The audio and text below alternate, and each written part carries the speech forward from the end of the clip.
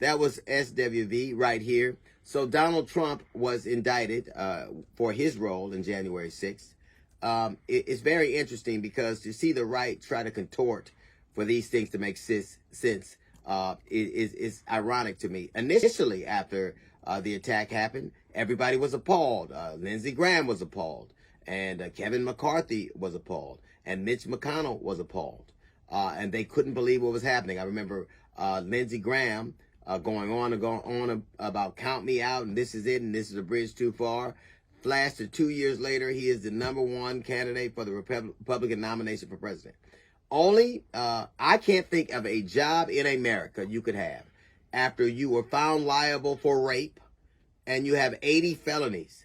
You wouldn't be eligible for a job at White Castle, let alone the White House. What is it? The right is, well, there's a two-tiered system of justice. There really is. Like, white guys are saying there's a two-tiered justice system when we've said that all along. There is a two-tier justice system, but it generally doesn't work against you. It works for you. And if you're saying that Trump is the victim of a two-tier system, how many people and what tier are the people that get to pick the judge that tries one of their cases?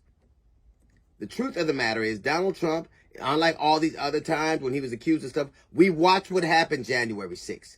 We saw the havoc that was wreaked.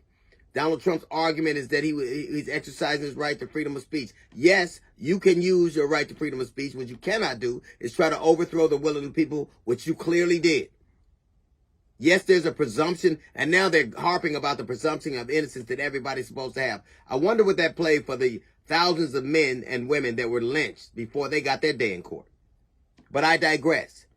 It is a two-tier justice system. And one of the arguments that Trump is having is, why did it take 2.5 years? I don't know. Why have you been investigating Hunter Biden for 5 years and found nothing? It takes what it takes. The truth of the matter is nobody's arguing that he didn't do it. Nobody's saying that this was not a crime, because you couldn't out of your mouth say that it wasn't. You could say, well, the justice system has been weaponized. To do what? To find criminals? Everybody saw what Donald Trump did on January 6th. However long it took, like for a lot of us, it took too long. So we're in agreement there. It took way too long for it to happen, but it has. And this is not like the other times. We saw you do it.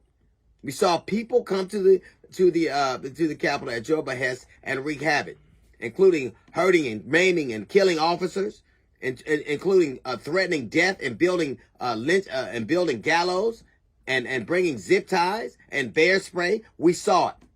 And now the country, unlike these other times, you don't get to have the narrative to yourself. When this trial starts, people will see exactly what happened. And your defenses that you use on Truth Social or Twitter or whatever social platform you use will not have this day in court. You cannot use those as a legitimate legal argument. The quickest way to become an ex-lawyer is to defend Donald Trump. Every single person who was testifying against him was somebody he hired or somebody he knew hired. Every single person who's testifying against him voted for him and wanted for him to be president. Every single person that will be in these proceedings was one of his supporters. So this whole idea of a deep state is ridiculous on its face. The truth of the matter is that Donald Trump did these things, whether we parse words or not. We saw what happened. Now, I can't say that the jury will find him guilty, but we already know he did it. We watched on January 6th. We watched what happened. And history will not be kind to people who have supported Donald Trump all this time. The only way history will be kind to them is if Ron DeSantis' Department of Education in Florida writes it. We saw what happened. There are consequences to your actions. There are consequences. And the thing that is particularly telling is this is the idea of America, the idea that every man or woman who is eligible has the right to vote.